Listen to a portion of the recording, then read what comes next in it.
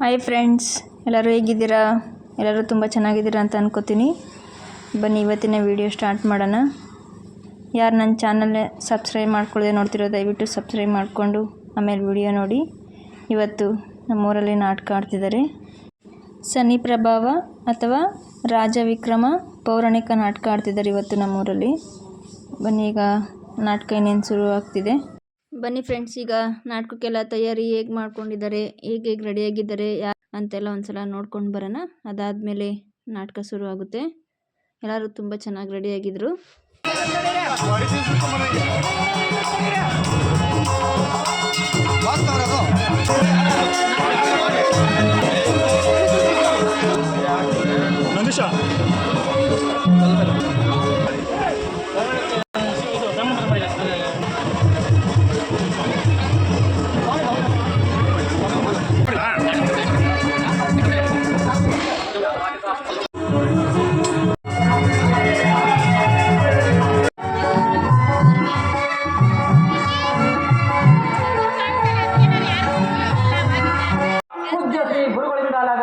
ಯಾವುದೇ ತಪ್ಪು ದೋಷಗಳು ಕಂಡು ಬಂದಲ್ಲೂ ಶ್ರಮಿಸಬೇಕೆಂದು ಬೇಡಿಕೊಳ್ಳುವೆನು.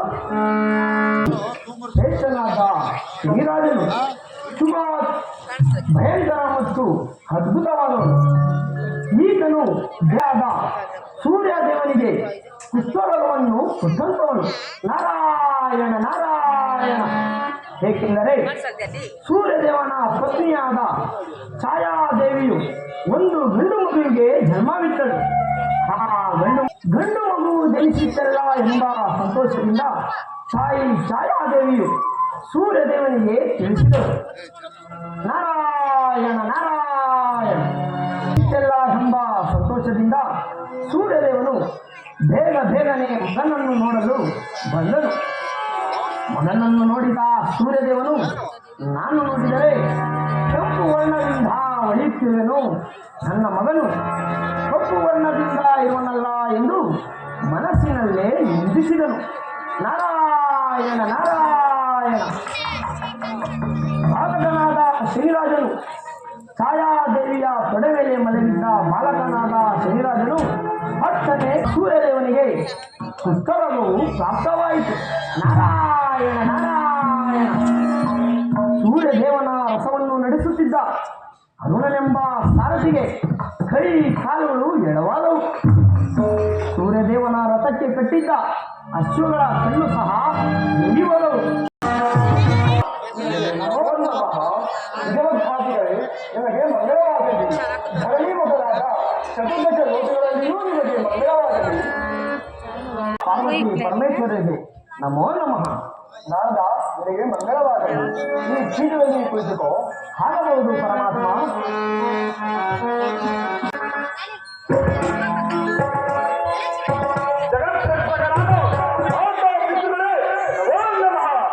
ಶನಿರಾಜ, ನಿನಗೆ ಮಂಗಳವಾಗಲಿ.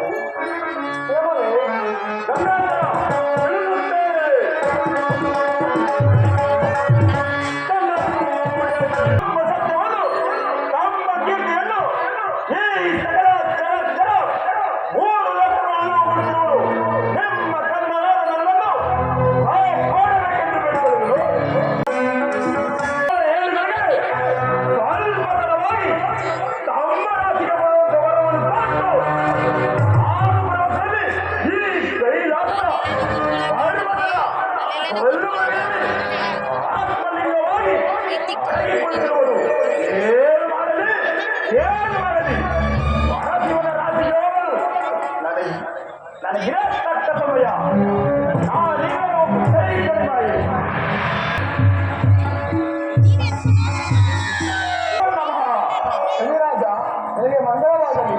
ಇಷ್ಟೊಂದು ತಡವಾಗಿ ಬರಲು ಕಾರಣವೇನು? ಗಂಗಾಧರ ತಾವು ಕೈಲಾಸಕ್ಕೆ ಅಧಿಪತಿಯಾಗಿ ಶ್ರೇಷ್ಠನಾಗಿ ಇರುವಂತ ನೀವು ನಾನು ಬರುವಲ್ಲಿ ಈ ಕೈಲಾಸದ ಆತ್ಮಲಿಂಗವಾಗಿ ಅಡಿಗೆ ಕೊಟ್ಟಿರುವಲ್ಲ, ಅದಕ್ಕಿಂತಲೂ ನನ್ನ ಮೇಲೆ ಬೇರುಂಟೆ ಗಂಗಾಧರ. ನೀನು ಗಡಿಯಲ್ಲಿ ಸಜ್ಜನರಿಗೆ ಈಶ್ವರನಂತೆ, ಸಜ್ಜನಿಗೆ ಗಡಿಯಂತೆ ಲೋಕದಲ್ಲಿ ಪ್ರಖ್ಯಾತಿಯನ್ನು ಪಡೆ. ನೀನು ಹೋಗಿ ಬಾ, ನಿಮಗೆ ಮಂಗಳವಾಗಲಿ. ಗಂಗಾಧರ ಆಗಬಹುದು. ಜೈ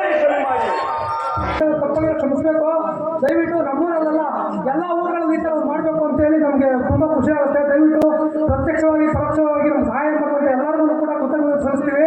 ದಯವಿಟ್ಟು ನಮ್ಮೂರಂತ ನೋಡಿ ಇನ್ನ 16 ಎಲ್ಲರೂ ನಮ್ಮೂರಲ್ಲಿ ಮಾಡಬೇಕು ಅಂತ ನಿಮ್ಮೆಲ್ಲರೂ ಕೈಗೂಡಿ ಕೇಳ್ಕೊಳ್ತಾ ಇದ್ದೀನಿ. ಜೈ ಹಿಂದ್, ಜೈ ಕರ್ನಾಟಕ. ನಾನು ಅನೇಕ ಸಭೆಯನ್ನು ನೋಡಿ ಬಂದಾಯಿತು. ಇನ್ನು ಮಹೇಂದ್ರ ಸಭೆ ಮಾತ್ರ ಉಳಿಯುವುದು. ಅಲ್ಲಿಗೆ ಹೋಗಿ ಅಲ್ಲಿ ನಡೆಯುತ್ತ ವಿದ್ಯಾಮಾನವನ್ನು ಸ್ವಲ್ಪ ಮಟ್ಟಿಗೆ ತಿಳಿದು ಬಿಡ್ತೇನೆ. ನಾನೀಗಲೇ ಮಹೇಂದ್ರ ಸಭೆಗೆ ಹೋಗುವೆನು. ಜಪೋ ಮಹಾದೇವ. ಹಂತದ ಮೇಲೆ ನಿಂತುಕೊಂಡು ಒತ್ತಾಯವನ್ನು ನಿಂತುಕೊಂಡಿರುವ ನನಗೆ ಸರಿಸಮನಾದವರು ಯಾರು? 330 ಕೋಟಿ ಯಾಗಯಜ್ಞವನ್ನು ಮಾಡಿದಂತ ಆ ಜಗದೀಶ್ವರನಿಗೆ ವಂದಿಸುವನು. ಹೊತ್ತಿಗೆ ನಮ್ಮ ದೇವಲೋಕದಲ್ಲಿ 330 ಕೋಟಿ ದೇವಾದ ದೇವತೆಗಳು ಸೌಖ್ಯದಿಂದಿರುವರು. ಅದಕ್ಕೆ ನಾವು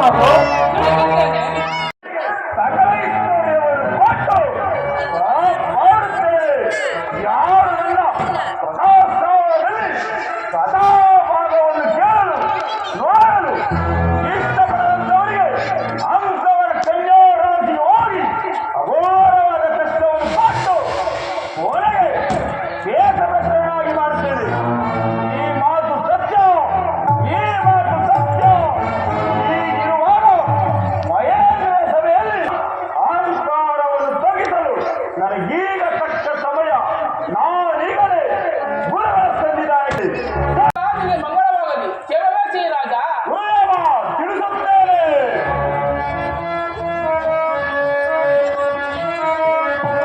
ನಿಮ್ಮ ಸತ್ಯವನ್ನು, ನಿಮ್ಮ ಕೀರ್ತಿಯನ್ನು ಈ ರಾಜ್ಯದ 3 ಲೋಕಗಳನ್ನು ಹೊರತಿರುವಂತೆ ನಿಜವೇ ಗುರುದೇವ?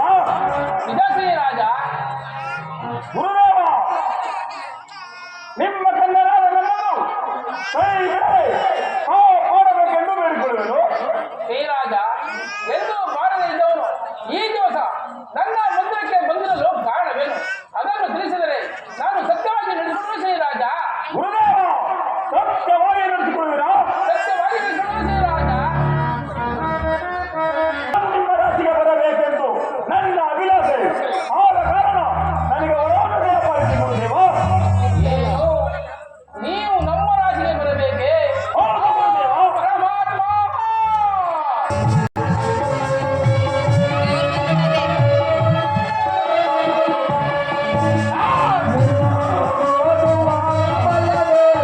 ಏನು? ನೀವು ನಮ್ಮ ರಾಶಿಗೆ ಬರಬೇಕೆ? ಆ ಪರಮಾತ್ಮ. ಹೌದು ಗುರುದೇವ. 30 ತಿಂಗಳಾರು ನಾನು ನಿಮ್ಮ ರಾಶಿಗೆ ಬರಲೇಬೇಕು.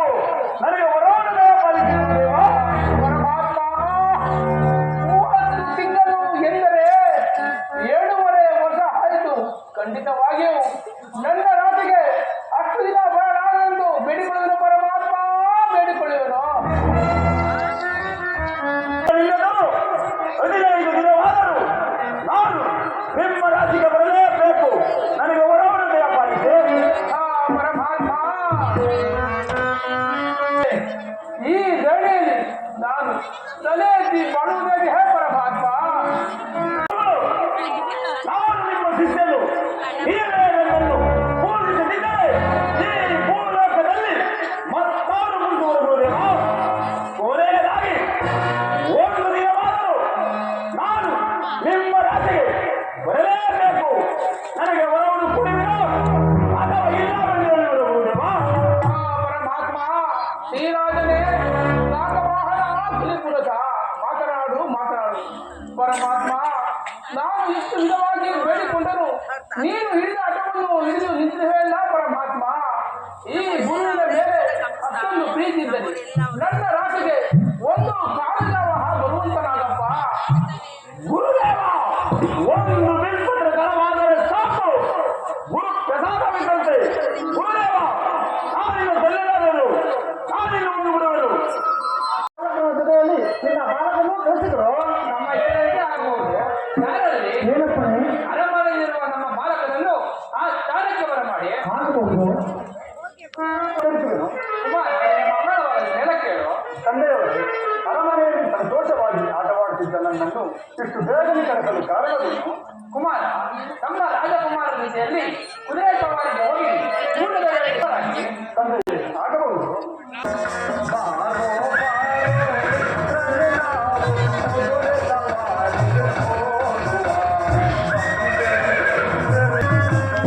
ಕುದುರೆ ಸವಾರಿಯನ್ನು ಮಾಡಿ ಆಯಾಸವಾಗುತ್ತಿರುವುದು. ನಾವಿನ್ನು ಏನು ಮಾಡೋಣ? ಹಾಗಾದರೆ ಈ ಕುದುರೆಯನ್ನು ಅಲ್ಲಿ ಕಾಣುತ್ತಿರುವ ವೃಕ್ಷಕ್ಕೆ ಕಟ್ಟಿ ಅಲ್ಲಿ ಕಾಣುತ್ತಿರುವ ಸರೋವರದಲ್ಲಿ ಜಲಪಾನವನ್ನು ಮಾಡಿ ನಂತರ ವಿಶ್ರಮಿಸಿಕೊಂಡು ಅರಮನೆಗೆ ಹೋಗೋಣ. ಹಾಗಾದರೆ ನಡೆ ಹೋಗೋಣ. ಮಾಡಿ ನಂತರ ಮುಂದಕ್ಕೆ ಎಲ್ಲಿಗಾದರೂ ಹೋಗುವೆನು. ಓಂ ನಮಃ ಶಿವಾಯ.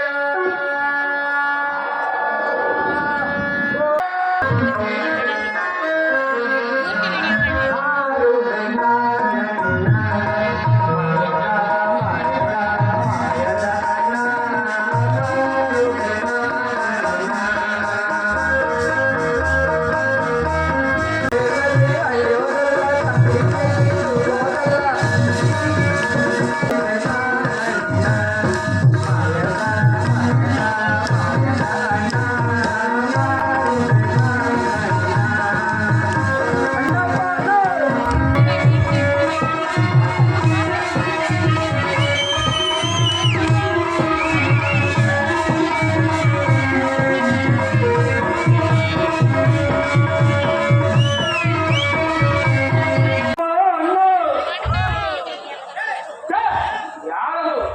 ನಾನು ಜಪ ಮಾಡುವ ಅಷ್ಟೇ ಮುಂದೆ ಭಂಗಪಡಿಸುವರು. ನಿಮಗೆ ಘೋರವಾದ ಶಾಪವನ್ನು ಕೊಡುತ್ತೇನೆ. ಅಯ್ಯ, ಶಾಪವನ್ನು ಕೊಡಬೇಡಿ. ಅಮ್ಮ, ನೀನು ಯಾರು? ಅಯ್ಯ, ನಾನು ಒಬ್ಬ ವ್ಯಾಪಾರಿಯು. ಏನು ವ್ಯಾಪಾರ? ಸಕ್ಕರೆಗೆ ಹಣ್ಣುಗಳನ್ನು ಬೆಳೆದು ಮಾರುವುದೇ ನಮ್ಮ ವ್ಯಾಪಾರವು. ಏನು? ಸಕ್ಕರೆಗೆ ಹಣ್ಣುಗಳನ್ನು ಬೆಳೆದು ಮಾರುವುದೇ ನಿನ್ನ ವ್ಯಾಪಾರವೇ? ಹೌದು ಹೌದು. ಅಮ್ಮ ವ್ಯಾಪಾರಿಯೇ, ಹಾಗಾದರೆ ಒಂದು ಹಣ್ಣಿನ ಬೆಲೆ ಎಷ್ಟು? ಈಗ ಸಾಯಂಕಾಲದವರೆಗೂ ಒಂದು ಹಣ್ಣಿಗೆ 2 ದುಡ್ಡಿನಂತೆ ಮಾರಿದನು. ಅಯ್ಯೋ ಪಾಪ, ನಿಮ್ಮನ್ನು ನೋಡಿದರೆ ಬಡ ಬ್ರಾಹ್ಮಣರಂತೆ ಕಾಣುವಿರಿ. ನಿಮಗಾದರೆ 1 ದುಡ್ಡಿಗೆ 2 ಹಣ್ಣು ಅಂತ ಕೊಡುವೆನು. ಏನು? ನನಗಾದರೆ ಒಂದು ದುಡ್ಡಿಗೆ 2 ಹಣ್ಣಿನಂತೆ ಕೊಡುವೆಯಾ? ಹೌದು ಹೌದು. ಹಾಗಾದರೆ 2 ದುಡ್ಡನ್ನು ತೆಗೆದುಕೊಂಡು 2 ಹಣ್ಣನ್ನು ಈ ಜೋಳಿಗೆ ಇಡುವಂತಾಗು. ಮೊದಲ ದುಡ್ಡನ್ನು ಕೊಟ್ಟರೆ ಅನಂತರ ಹಣ್ಣುಗಳನ್ನು ಕೊಡುತ್ತೇನೆ. ಕೊಡುತ್ತೇನೆ. ತೆಗೆದುಕೋ ದುಡ್ಡನ್ನ. ಈ ಹಣ್ಣುಗಳನ್ನು ನಿಮ್ಮ ಜೋರಿಗೆಯಲ್ಲಿ ಇರಿಸಲೇ? ಇಳಿಸುವಂತಾಗು. ಗುರುಗಳೇ, ಇರಿಸಲೇ? ಇಳಿಸುವಂತಾಗು. ಗುರುಗಳೇ, ನಾನು ಹೋಗಿ ಬರಲೇ? ಅಮ್ಮ, ನಿನಗೆ ಮಂಗಳವಾಗಲಿ, ಹೋಗಿ ಬಾ.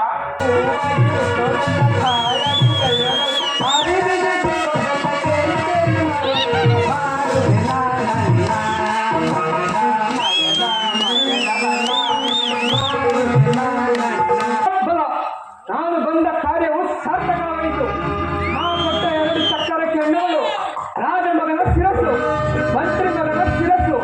ಗುರುಗಳ ಪಾಡು ಇನ್ನು ಮುಂದೆ ಏನಾಗುವುದು ನೋಡಿಕೊಳ್ಳುತ್ತೇನೆ. ಜೈ ಕಲಿಮಾರು. ನಮ್ಮ ಬಾಲಕರು ಊಟದ ವೇಳೆಯಾದರೂ ಇನ್ನು ಬಾರಲಿಲ್ಲವಲ್ಲ, ಕಾರಣವೇನು? ಮಹಾಪ್ರಭು, ನಮ್ಮ ಅರಮನೆಯ ಸೂಟನ್ನು ಕರೆಸಿ ಅವರಿಂದ ಹುಡುಕಬಹುದಲ್ಲವೇ? ಒಳ್ಳೆ ಉಪಾಯವನ್ನು ಹೇಳಿದೆ. ಹಾಗಾದರೆ ನಮ್ಮ ಅರಮನೆಯ ದೂತರನ್ನು ನನ್ನ ಆಸ್ಥಾನದವರಂತೆ ಆಜ್ಞಾಪಿಸು. ಆಗಬಹುದು. ಹೇಳಪ್ಪನೇ, ಅರಮನೆಯಲ್ಲಿರುವ ದೂತರನ್ನು ಆ ಸ್ಥಾನಕ್ಕೆ ಬರಮಾಡಿ. ಆಗಬಹುದು. ರಾಜೇಂದ್ರ ಪಾದಕ್ಕೆ ನಮಸ್ಕರಿಸು. ದೂತರೇ, ನಿಮಗೆ ಮಂಗಳವಾರನೇ ನೆಲೆ ಕೇಳಿ. ರಾಜೇಂದ್ರ, ನಮ್ಮನ್ನು ಇಷ್ಟು ಆತುರದಿಂದ ಕರೆಸಿದ ಕಾರಣವೇನು? ದೂತರೇ, ನಮ್ಮ ಬಾಲಕರು ಕುದುರೆ ಸವಾರಿಗೆ ಹೋದವರು ಊಟದ ವೇಳೆಯಾದರೂ ಬರುವುದಿಲ್ಲ. ಅವರು ಬೇರೆ ಹುಡಿಕೊಂಡು ಬರುವವರಾಗಿ. ನೀವು ಯಾರು? ನಾವು ಪುಣ್ಯರಾಜನ ಕಡೆಯ ದೂತರು. ನೀವು ಯಾರು? ನಾನೊಬ್ಬ ಓರ್ವ ಬ್ರಾಹ್ಮಣನಪ್ಪ. ನಿನ್ನ ಕರ್ಣವಿರುವುದೇನು? ಜೋಳಿಗೆಯಪ್ಪ. ಜೋಳಿಗೆಯಲ್ಲಿರುವುದೇನು? ಕ್ರಯಕ್ಕೆ ಹೇಳು ಸಕ್ಕರೆಗೆ ಹಣ್ಣುಗಳನ್ನು ತೆಗೆದು ಇಟ್ಟಿರೋನಪ್ಪ. ಏನು? ಸಕ್ಕರೆಗೆ ಹಣ್ಣುಗಳಲ್ಲಿ ರಕ್ತ ಬರುವುದುಂಟೆ? ಇಲ್ಲವಲ್ಲ. ಎಲ್ಲಿ ತೆಗಿ ನೋಡೋಣ. ತೆಗೆದುಕೊಳ್ಳಿ. ನನ್ನನ್ನು ಹೊಡೆಯಬೇಡಿ. ಕ್ರಯಕ್ಕೆ 7 ಸಕ್ಕರೆಗೆ ಹಣ್ಣುಗಳನ್ನು ತೆಗೆದು ಇಟ್ಟಿರುವೆನು. ನೀವು ಬಂದು ನೋಡುವಷ್ಟರಲ್ಲಿ ತೇಜಾವತಿ ನಗರದ ಗುರುರಾಜ ಭಕ್ತಿಗಳ ಮಕ್ಕಳ ಶಿರಸಾಗಿರುವುದು. ನನ್ನನ್ನು ಬಡಿಯಬೇಡಿ. ಎಲ್ಲಿಗಾದರೂ ಸೆಳೆದುಕೊಂಡು ಹೋಗಿ ನಾನು ನಿಮ್ಮ ಜೊತೆಯಲ್ಲೇ ಬರುತ್ತೇನೆ. ದೂತರು ಇನ್ನು ಬರಲಿಲ್ಲವಲ್ಲ, ಕಾರಣವೇನು? ಮಹಾಪ್ರಭು, ದೂತರು ಇತ್ತಲೇ ಬರುತ್ತಿರುವರು. ಈ ಪಾಪಿಯು ಕುಯ್ದು ಇಟ್ಟುಕೊಂಡು ದೂತರೆ, ಹೇಳು, ಈ ಪಾಪಿಯು ನಮ್ಮ ಬಾಲಕರನ್ನು ಕೊಯ್ದು ಜೋಳಿಗೆಯಲ್ಲಿ ಇಟ್ಟುಕೊಂಡು ಇಲ್ಲವೆಂದು ಹೇಳುತ್ತಿರುವನೆ. ಮಹಾಪ್ರಭು, ಹಾಗಾದರೆ ನಮ್ಮ ಬಾಲಕರಾಗಿ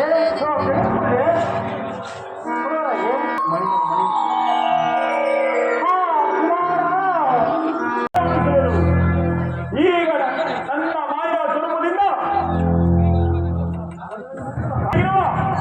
ಮಕ್ಕಳನ್ನು ಎಚ್ಚರ ಮಾಡಿ ಪಟ್ಟಣಕ್ಕೆ ಸೇರಿಸುವುದು. ಇದಲ್ಲದೆ ನನ್ನ ವಿದ್ಯಾ ಗುರುಗಳು ಕೂಲರ ಮರದಲ್ಲಿ ನಿಂತು ನನ್ನನ್ನೇ ಧ್ಯಾನಿಸುತ್ತಿರುವರು. ಗುರುಗಳ ಪ್ರಾರ್ಥನೆಯನ್ನು ಮಾಡಲು ನನಗಿದೇ ತಕ್ಕ ಸಮಯ. ಬಾಲಕರೇ, ನಿಮಗೆ ಮಂಗಳವಾಣಿ ಮೇಲೆ ಕೇಳಿ ಮತ್ತು ಇದೇನು ಆಶ್ಚರ್ಯ, ಈಗ ತಾನೇ ನಮ್ಮ ದೂತರ ಕೈಯಲ್ಲಿ ನಮ್ಮ ಬಾಲಕರನ್ನು ಶಿಕ್ಷಣ ನೋಡಿದವಲ್ಲ. ಹೌದು ಮಹಾಪ್ರಭು, ಏನು ಆಶ್ಚರ್ಯವಾಗಿ ತೋರುತ್ತಿರುವುದು. ಹಾಗಾದರೆ ನಮ್ಮ ಗುರುಗಳನ್ನು ಸೂಲಕ್ಕೆ ಹಾಕದಂತೆ ರಾಜ ಮರ್ಯಾದೆ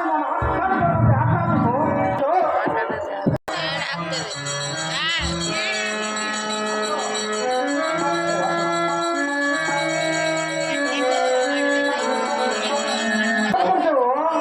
ರಾಜ ಮಂತ್ರಿಗಳೇ, ನಿಮ್ಮ ಮಂಗಳವಾಗಲಿ ಮೇಲಕ್ಕಲಿ. ಮಾಡಿದ ಅಪರಾಧವನ್ನು ಬಂಧಿಸಿ ಕಾಪಾಡಬೇಕೆಂದು ಬದುಕೊಳ್ಳೆವು. ದೂತರೇ, ಇದು ನಿಮ್ಮ ತಪ್ಪಲ್ಲ. ಆ ಪರಮಾತ್ಮನಿಂದ ಆದ ತೊಂದರೆಗಳು ನಿಮಗೆ ಮಂಗಳವಾಗಲಿ.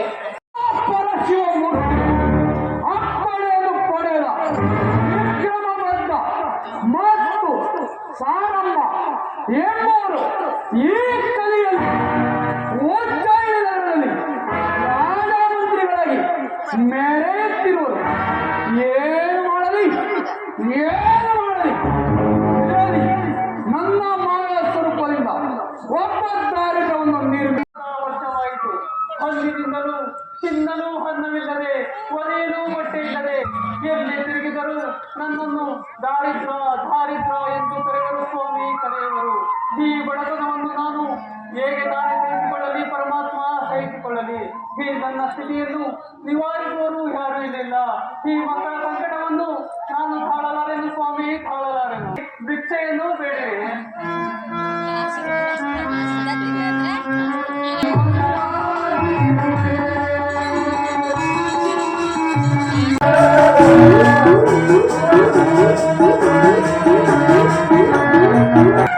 ಎಲ್ಲಪ್ಪ ಇಲ್ಲ ಶಾಸ್ತ್ರಿ ಬರ್ಲಿಲ್ಲ, ಮುಂದೆ ಬರ್ಬೇಕಲ್ಲ ಹೇಳ್ಬತ್ತವ್ರೆ.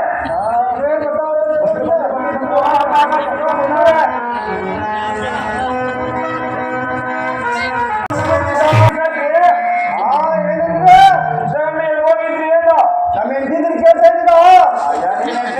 ನಾವೇನ್ ಮಾಡೋಣ, ಎಲ್ಗೋಗಿದ್ರಿ ಇಷ್ಟಗಂಡು ಎಲ್ಗೋಗಿದ್ರಿ ಶಾಸ್ತ್ರಿಗಳೇ? ಎಷ್ಟು ಅಂತ ಕೇಳ್ತಿದ್ದೀರಾ? ಅಲ್ಲ ಶಾಸ್ತ್ರಿಗಳೇ, ಇಷ್ಟಗಂಡು ಎಲ್ಗೋಗಿದ್ರಿ? ಇಬ್ರಂತೆ. ಕಟ್ಕೊಂಡು ನಾವೇನ್ ಮಾಡೋಣ, ಎಲ್ಗೋಗಿದ್ರಿ ಇಷ್ಟಗಂಡು? ಎಲ್ಲೆಲ್ಲ ಅಂತ ಕೇಳ್ತಿದ್ದೀರಾ? ಅವ್ರು ಕೇಳಿಸ್ತಾರ, ಕಿವಿ ಹತ್ರ ಹೋಗಿ ಹೇಳಿ ಸ್ವಾಮಿ. ಅಯ್ಯೋ, ಕೇಳ್ತಾರೆ ಅವ್ರಿಗೆ. ಹತ್ರ ಹೋಗಿ ಹೇಳಿ ಸ್ವಾಮಿ. ಎಲ್ಗೋಗಿದ್ರಿ ಸ್ವಾಮಿ? ಆನೆ ಕಡೆ ಇಟ್ಟು ಒಬ್ಬರವ್ರೆ. ಅಯ್ಯೋ, ನಿಮ್ಮ ಹೆಂಡತಿ ಕೇಳಿಲ್ಲ ಸ್ವಾಮಿ. ಇಷ್ಟಗಂಡು ಎಲ್ಗೋಗಿದ್ರಿ? ಏನಂದ್ರೆ ಇಷ್ಟಗಂಡು ಎಲ್ಗೋಗಿದ್ರಿ ಸ್ವಾಮಿ? ಇದು ಕಾಶ್ಮೀರ ಸಾಲಿದು.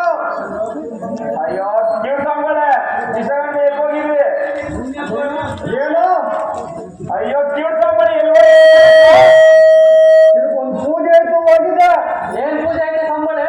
ಬೆಂಗಳೂರು ಹೋಗಿದೆ, ನಿಮ್ಮ ಮೊಬೈಲ ಹೇಳಕ್ಕಾಗಲ್ಲ ಪೂಜೆ ಏನಂತ. ಏನ್ ಪೂಜೆ ಮಾಡ್ಕೊಂಡು ಬಂದ್ರಿ ಸ್ವಾಮಿ? ಏನ್ ಗೊತ್ತಾ ಹೇಳಿ? ಸ್ವಾಮಿ, ನಾವು ರಾಜರು ಮನೆಗೆ ಹೋಗ್ತಾ ಇದ್ದೋ, ಪೂಜೆ ಐತಂತ ಕರೆದಿದ್ರು.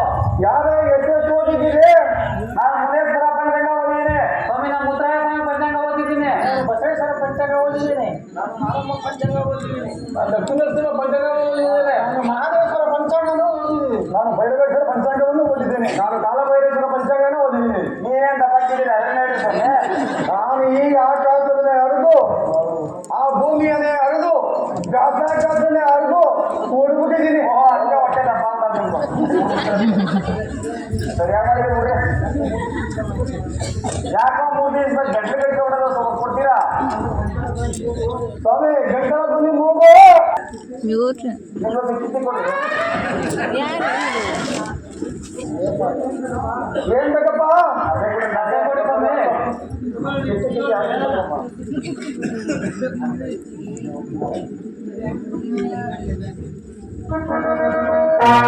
ನಿಮ್ಮೆಲ್ಲರಿಗೂ ನಮಸ್ಕರಿಸುವುದು. ರಾಜಪ್ರಜರೇ, ನಿಮ್ಮಲ್ಲಿ ಜ್ಯೋತಿಷ ಪಂಚಾಂಗವನ್ನು ಯಾರು ಚೆನ್ನಾಗಿ ಓದಿರುವೆ? ಮಹಾರಾಜ, ನಾನು ಚೆನ್ನಾಗಿ ಓದಿರುವೆನು ಸ್ವಾಮಿಗಳೇ. ಹಾಗಾದರೆ ಮನುಷ್ಯನಿಗೆ ದಾರಿದ್ರ್ಯ ಭಾಗವು ಯಾವ ಕಾರಣದಿಂದ ಬರುವುದು? ಮಹಾರಾಜ, ಯಾವ ಮನುಷ್ಯನಿಗೆ ಗ್ರಾಹಕಗಳು ಒಳ್ಳೆಯದಾಗಿರೋದು ಅಂತ ಮನುಷ್ಯನಿಗೆ ದಾರಿದ್ರ್ಯ ಭಾಗವೂ ಬರುವುದು. ಮಂತ್ರಿ, ಆ ದಾರಿದ್ರ್ಯವನ್ನು ಹೇಳಿದ ಮಾತಿಗೂ ಈ ಪುರೋಹಿತರು ಹೇಳುತ್ತಿರುವ ಮಾತಿಗೂ ಒಂದಕ್ಕೊಂದು ಸಂಬಂಧ ಇರುವುದಲ್ಲ ಮಂತ್ರಿ. ಸ್ವಾಮಿಗಳೇ, ಆ ದಾರಿದ್ರ್ಯ ಭಾಗವು ಕಳೆದು ಹೋಗಿ ಮತ್ತೆ ಐಶ್ವರ್ಯವಂತನಾಗಬೇಕಾದರೆ ಏನು ಮಾಡಬೇಕು? ಆ ನಾವುಗಳನ್ನು ಒಂದೊಂದಾಗಿ ಪೂಜೆ ಮಾಡಿದ್ರೆ ದಾರಿದ್ರ್ಯದ ಭಾಗವು ಹೋಗಿ ಐಶ್ವರ್ಯವಂತನಾಗಲಿ ಸ್ವಲ್ಪವೂ ತೊಂದರೆ ಇಲ್ಲ. ಹಾಗಾದರೆ ತಾವು ಒಬ್ಬೊಬ್ಬರಾಗಿ ಒಂದೊಂದು ಗ್ರಹದ ಮಹಿಮೆಯನ್ನು ತಿಳಿಸುವರಾಗಿ ಪೂಜಾ ಸಾಮಗ್ರಿಗಳು ಸಿದ್ಧವಾಗಿರುವುದು. ತಾವು ಒಬ್ಬೊಬ್ಬರಾಗಿ ಒಂದೊಂದು ಗ್ರಹದ ಮಹಿಮೆಯನ್ನು ತಿಳಿಸುವರಾಗಿ ಮೊದಲನೆಯ ಗ್ರಹ ಸೂರ್ಯನೆಂಬ ಗ್ರಹ. ಸೂರ್ಯನೆಂಬ ಗ್ರಹವನ್ನು ಸದ್ಭಕ್ತಿಯಿಂದ ಪ್ರೀತಿ ವಿನಯದಿಂದ ಪೂಜೆ ಮಾಡುವುದರಾಗಿ ತಮ್ಮ ಇಷ್ಟದಂತೆ ಆಗಬಹುದು. ಸೂರ್ಯನೆಂಬ ಗ್ರಹವನ್ನು ಭಯ ಭಕ್ತಿಯಿಂದ ಪ್ರೀತಿ ವಿನಯದಿಂದ ಪೂಜೆ ಮಾಡಿದಂತಾಯಿತು. ಇನ್ನು ಮುಂದಿನ ಗ್ರಹದ ವಿಚಾರವನ್ನು ತಿಳಿಸುವರಾಗಿ ಹಾಗಾದರೆ ಎರಡನೇ ಗ್ರಹ ಎಂಬ ಚಂದ್ರನು ಮಹಾಶ್ರೇಷ್ಠವಾದವನು. ಅವನಿಗೆ ಶ್ರದ್ಧಾಭಕ್ತಿಯಿಂದ ಪೂಜೆಯನ್ನು ಮಾಡುವವರಾಗಿ ತಮ್ಮ ಇಷ್ಟದಂತೆ ಆಗಬಹುದು.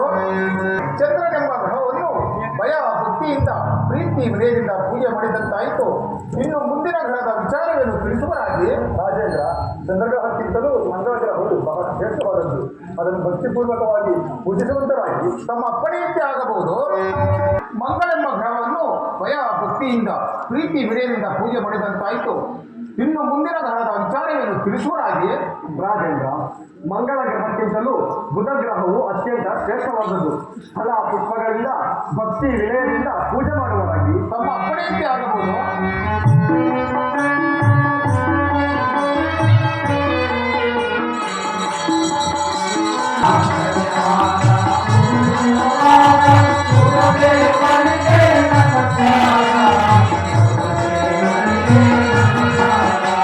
ಗುರು ಎಂಬ ಗ್ರಹವನ್ನು ಭಯ ಭಕ್ತಿಯಿಂದ ಪ್ರೀತಿ ವಿನಯದಿಂದ ಪೂಜೆ ಮಾಡಿದಂತಾಯಿತು. ಇನ್ನು ಮುಂದಿನ ಗ್ರಹದ ವಿಚಾರವನ್ನು ತಿಳಿಸುವರಾಗಿ ರಾಜೇಂದ್ರ, ಬುಧ ಗ್ರಹಕ್ಕಿಂತಲೂ ಬಹಳ ಶ್ರೇಷ್ಠವಾದ ಗುರು ಗ್ರಹ. ಭಯ ಭಕ್ತಿಯಿಂದ ಪ್ರೀತಿ ವಿನಯದಿಂದ ಪೂಜೆಯನ್ನು ಮಾಡುವರಾಗಿ ತಮ್ಮ ಅಪ್ಪಣೆಯಂತೆ ಆಗಬಹುದು. ಸ್ವಾಮಿಗಳೇ, ಗುರು ಎಂಬ ಗ್ರಹವನ್ನು ಭಯ ಭಕ್ತಿಯಿಂದ ಪ್ರೀತಿ ವಿನಯದಿಂದ ಪೂಜೆ ಮಾಡಿದಂತಾಯಿತು. ಇನ್ನು ಮುಂದಿನ ಗ್ರಹದ ವಿಚಾರವನ್ನು ತಿಳಿಸುವರಾಗಿ ರಾಜೇಂದ್ರ, ಗುರು ಗ್ರಹಕ್ಕಿಂತಲೂ ಶುಕ್ರ ಗ್ರಹವು ಅತಿ ಶ್ರೇಷ್ಠವಾದ ಗ್ರಹವು. ಅದನ್ನು ಸದ್ಭಕ್ತಿಯಿಂದ ಪೂಜೆ ಮಾಡುವರಾಗಿ ತಮ್ಮ ಅಪ್ಪಣೆಯಂತೆ ಆಗಬಹುದು. ಸ್ವಾಮಿಗಳೇ, ಶುಕ್ರನೆಂಬ ಗ್ರಹವನ್ನು ಭಯ ಭಕ್ತಿಯಿಂದ ಪ್ರೀತಿ ವಿನಯದಿಂದ ಪೂಜೆ ಮಾಡಿದಂತಾಯಿತು. ಇನ್ನು ಮುಂದಿನ ಗ್ರಹದ ವಿಚಾರವನ್ನು ತಿಳಿಸುವರಾಗಿ ಮಹಾರಾಜ, ರಾಹು ಕೇತು ಎಂಬ ಜೋಡಿ ಗ್ರಹಗಳನ್ನು ಜೋಡಿನ ತೆಂಗಿನಕಾಯಿ ಹೊಡೆದು ಸದ್ಭಕ್ತಿಯಿಂದ ಉಳಿಸುವರಾಗಿ ತಮ್ಮ ಅಪ್ಪಣೆಯಂತೆ ಆಗಬಹುದು. ಆ ರಾಹುಕೇತು ಎಂಬ ಗ್ರಹವನ್ನು ಭಯ ಭಕ್ತಿಯಿಂದ ಪ್ರೀತಿ ವಿನಯದಿಂದ ಪೂಜೆ ಮಾಡಿದಂತಾಯಿತು. ಇನ್ನು ಮುಂದಿನ ಗ್ರಹದ ವಿಚಾರವನ್ನು ತಿಳಿಸುವರಾಗಿ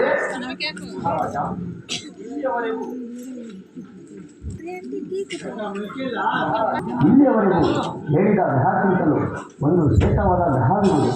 ಹಬ್ಬೊಬ್ಬ ಆ ಗ್ರಹದ ಹೆಸರನ್ನು ಹೇಳಲು ನನ್ನ ಮನಸ್ಸಿಗೂ ಭಯವಾಗುತ್ತಿರುವುದು.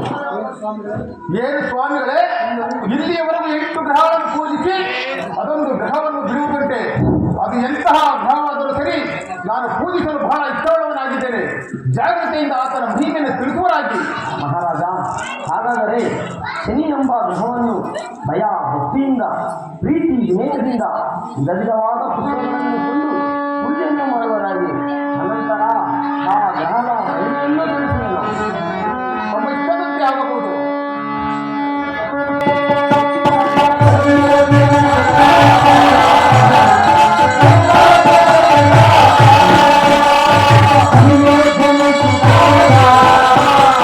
Hey!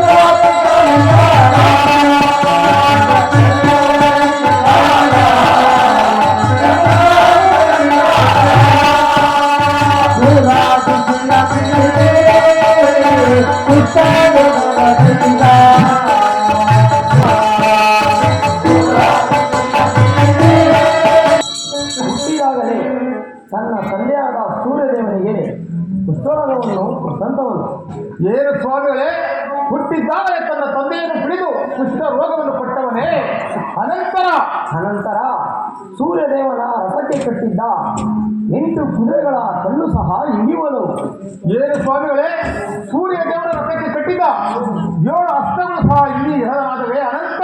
ಅನಂತರ ಸೂರ್ಯದೇವನ ರಥವನ್ನು ನಡೆಸುತ್ತಿದ್ದ ಅರುಣನೆಂಬ ಸಾರಥಿಗೆ ಕೈ ಕಾಲುಗಳು ಎಡವಾದವು.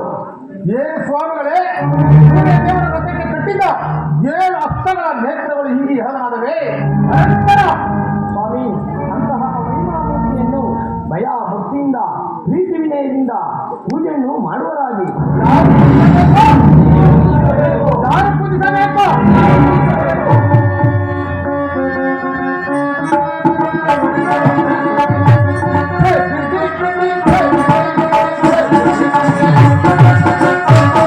ಕೊಟ್ಟಂತವನನ್ನು ಆ ನೀಚನಾದ ಸರಿಯ ಸಮಾಜವನ್ನು ನನ್ನ ಆಸ್ಥಾನದಲ್ಲಿ ಹಾಡಿದ ತಪ್ಪಿಗೆ ನಿಮ್ಮ ಕರಗಳಿಂದ ನಿಮ್ಮ ಬಾಯಿಗಳನ್ನು ಮುಚ್ಚುವರಾಗಿ. ಆ ನೀಚನಾದ ಸರಿಯ ಸಮಾಚಾರವನ್ನು ನನ್ನ ಆಸ್ಥಾನದಲ್ಲಿ ಹಾಡಿದ ತಪ್ಪಿಗೆ ನಿಮ್ಮ ಕರಗಳಿಂದ ನಿಮ್ಮ ಬಾಯಿಗಳನ್ನು ತೆಗೆಯುವರಾಗಿ.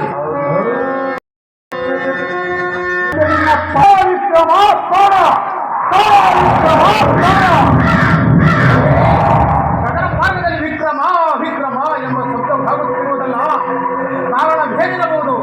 ಮಹಾಪ್ರಭು, ಅದು ಅಶರೀರವಾಣಿಯ ಶಬ್ದವಿರಬಹುದು. ಏನು ಅಶರೀರವಾಣಿ ಶಬ್ದವೇ? ಆ ಅಶರೀರವಾಣಿ ಶಬ್ದ ನಮ್ಮನ್ನೇನು ಮಾಡಬಲ್ಲದು? ನಾವು ಮಹಾರಾಜ, ಅದು ಅಶಿರವಾಣಿ ಶಬ್ದವಲ್ಲ. ಮತ್ತೇನು ಸ್ವಾಮಿಗಳೇ? ಮಹಾರಾಜ, ನೀವು ಆಡಿದ ಕಠೋರವಾದ ನುಡಿಗಳನ್ನು ಕೇಳಿ ಆ ಗಗನ ಮಾರ್ಗದಲ್ಲಿ ಹೋಗುತ್ತಿದ್ದ ಶ್ರೀ ಪರಮಾತ್ಮನು ಈಗೆಲ್ಲ ನುಡಿಯುತ್ತಿರುವರು. ಈಗಲೂ ಕಾಲ ಮಿಂಚಿಲ್ಲ. ಅಶ್ವಲಾಳದಿಂದ ಆತನ ಪ್ರತಿಮೆಯನ್ನು ಮಾಡಿಸಿ ಬೆಳ್ಳಿನ ರಾಶಿಯ ಮೇಲೆ ಇರಿಸಿ ಆತನಿಗೆ ಪ್ರಿಯವಾದ ಕುಂಬಳಕಾಯಿಯನ್ನು ಪಕ್ಕದಲ್ಲಿಟ್ಟು ನೀವು ಈಗಲೂ ಪೂಜೆ ಮಾಡಿದ್ದೇ ಆದರೆ ಆ ಕಲಿಯುಗದ ಕಲಿಪುರುಷ ಈಗಲೂ ಶಾಂತನಾಗುವನು. ಏನು ಹೇಳಿದೆ? ಅಶ್ವಹಾರದಿಂದ ಆತನ ಮಹಿಮೆಯನ್ನು ಮಾಡಿಸಿ ಬೆಳ್ಳಿನ ರಾಶಿಯನ್ನು ಧರಿಸಿ ಗಂಗೆಯನ್ನು ಧರಿಸಿ ಆತನಿಗೆ ಪ್ರಿಯವಾದ ಕುಂಬಳಕಾಯಿಯನ್ನು ಪಕ್ಕದಲ್ಲಿಟ್ಟು ಪೂಜಿಸಿದರೆ ಆ ನಿಜನಾದ ಸಂಯುಕ್ತನಾಗುವನೇ. ಏನು ಸ್ವಾಮಿಗಳೇ, ಹಳೆಯ ಭಯವನ್ನು ಮೀರಿ ನಡೆಯಲು ಹರಿಹರ ಬ್ರಹ್ಮಾದಿಗಳಿಂದ ಸಾಧ್ಯವೋ ಅಸಾಧ್ಯವೋ? ಹೀಗಿರುವಲ್ಲಿ ನನ್ನ ಹರವರಿಯಲ್ಲಿ ಭ್ರಷ್ಟನ್ನ ಭೋಜನವನ್ನುಂಡು ಅಧಿಕ ಪ್ರಸಂಗ ಮಾಡಬೇಡಿ. ನಿಮಗೆ ಬರಬೇಕಾಗಿರುವುದು ತೆಗೆದುಕೊಂಡು ಜಾಗಕ್ಕೆ ನನ್ನ ಆಸ್ಥಾನ ಬಿಟ್ಟು ಹೊಡಿರಿ. ಮಹಾರಾಜ, ಬೇಡ ಮಹಾರಾಜ, ನನ್ನ ಮಾತನ್ನು ವಿನಾಶ ಕಾಲಕ್ಕೆ ವಿಪರೀತ ಬುದ್ಧಿಯಂತೆ ನನ್ನ ಮಾತನ್ನು ತಿರಸ್ಕರಿಸಬೇಡ. ತೆಗೆದುಕೊಳ್ಳೋ ಈ ಪುಷ್ಪವನ್ನು. ಏನು? ನಾವಿನ್ನು ಬರುತ್ತೇವೆ.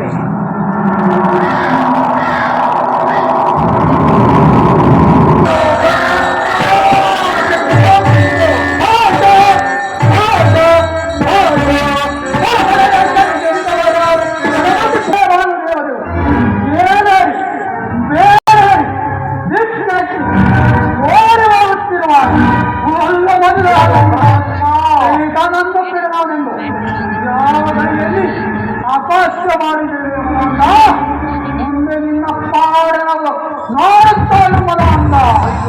ನಂತರ ಏನದು ಏನೋ ಕೇಳೋ. ಯಾವಾಗ ಸಾಯ್ತೀನೋ ಸಾಯೋದೇ ಕೇಳ್ತೀಯಲ್ಲ. ನೋಡು ಸಂಗೀತವಾಗಿ ಬುದ್ಧಿ ನೋಡು. ಸಂಗೀತಕಾಯಿ ಹೊಡೆದ ನಷ್ಟ ಅಲ್ವೇನೋ? ತಲಕಾಯಿ ಹೊಡೆದ ನಷ್ಟ ಅಲ್ವೇ? ನೀನೊಬ್ಬ ಇನ್ನೊಬ್ಬ ಆಚೆ ಮುಡ್ಕಾಯಿ ಈಚೆ ಮುಡ್ಕಾಯಿ ಏನೋ ಮಾತಾಡ್ತಾ ಇದೆಯದು. ಅದ ಬುದ್ಧಿರೋ ನಿಮಗೆ? ಈ ಮಾತು ಜವಾಬ್ ಕೊಡ್ತಾ ಇದೆಯಲ್ಲ. ಹಣ ಎಷ್ಟೇ ಇಟ್ಕೊಂಡೆ ಮೊದಲು ಹೇಳೋ. ಅದು ಹೇಳೋದಕ್ಕೇನಯ್ಯ? ಹೇಳು.